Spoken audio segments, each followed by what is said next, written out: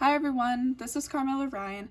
I did my summary in response to an article on insulin-degrading enzymes, the roles and pathways in ameliorating cognitive impairment associated with Alzheimer's disease and diabetes. This was published by 3 notorious researchers and scientists in the scientific community. They're based out in China, but this was published in the ELSEVIER Aging Research Reviews last year in September of 2023. Before we move on to what actually the article was stating, I do want to give some background information so that it's easier to comprehend what I'm saying. First, I want to reference that I will most likely be talking Alzheimer's disease as AD, so not to be alarmed by that. Alzheimer's disease is a specialized type of dementia and memory loss. It's located in the temporal lobe, which is circled right there in the red. And Alzheimer's disease actually has no cure at the moment. There are prospective ideas, but there is nothing confirming that there's a cure for it. I also want to reference that I will be referring to insulin-degrading enzymes and that I will be calling them IDEs for short. They selectively degrade small versions of proteins, and they're mostly concentrated in the brain, the liver, and the muscle cells.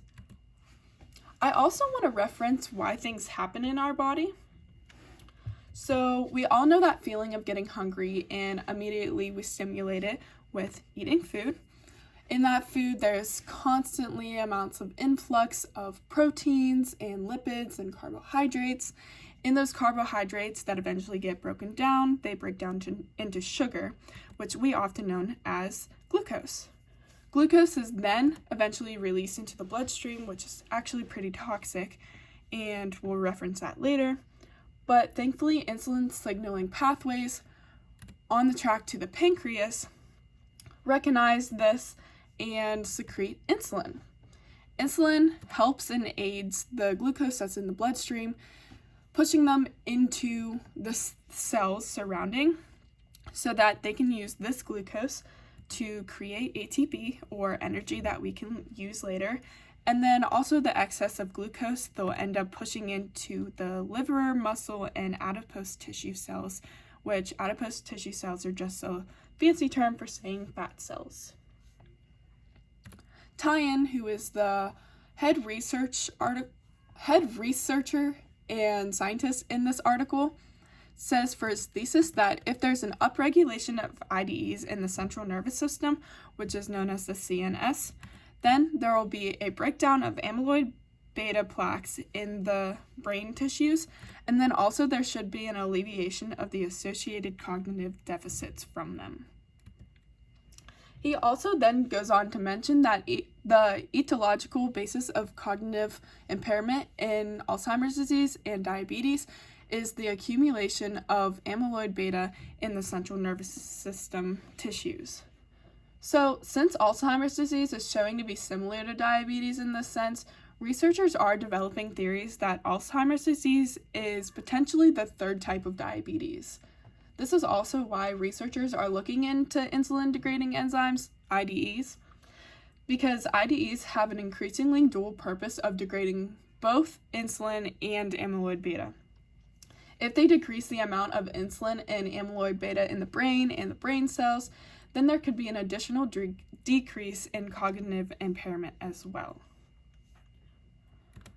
So why specifically insulin and insulin-degrading enzymes?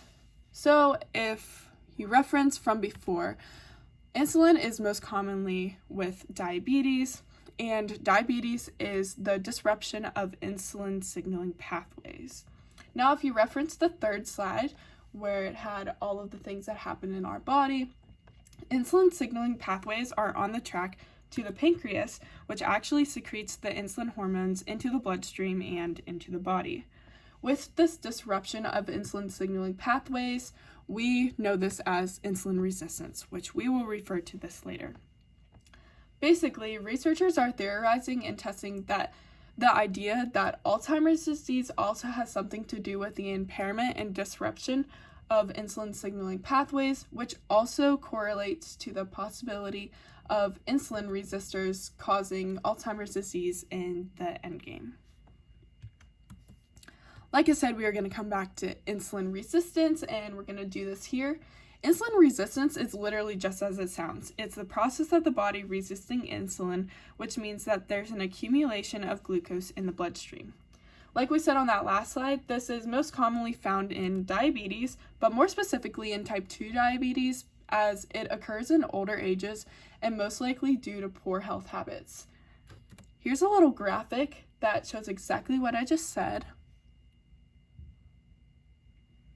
And as you can see, insulin receptors are not responding to the signal that releases insulin. So there's a buildup of glucose in the bloodstream, which is actually super toxic to the bloodstream and the body itself. But as a result, there is severe and thorough evidence, as Tian and his partners were explaining in their article, that this glucose buildup and disruption of insulin signaling pathways were not only on the track of the pancreas, but also on the track up to the brain, which we know as the central nervous system. And from what they know, the central nervous system buildup and blockage could be causing cognitive impairment in the form of Alzheimer's disease. Here's a little graphic that Tian and his partners included in their research article. This shows that all the correlations between the Alzheimer's disease patients and the diabetic patients. And then it also shows how those relate to the other studies he mentions in his article relating to research with rats with Alzheimer's disease and rats with diabetes. Some key takeaways: although there was a multitude of other information, there are most important things to take away from Tian and his other research partners' study and their research in total. The first thing being that there is correlations between diabetes and Alzheimer's disease. This is most commonly found with insulin resistance and insulin signaling pathways and disruptions to them. But then also that insulin-degrading enzymes have a dual purpose. Not only do they break down insulin, but they also can break down amyloid beta plaques in the brain tissues, which causes Alzheimer's disease. If you're interested in this article, here is the literature cited so that you could go visit it yourself. But other than that, I hope you have a great day and that you learned something from this presentation.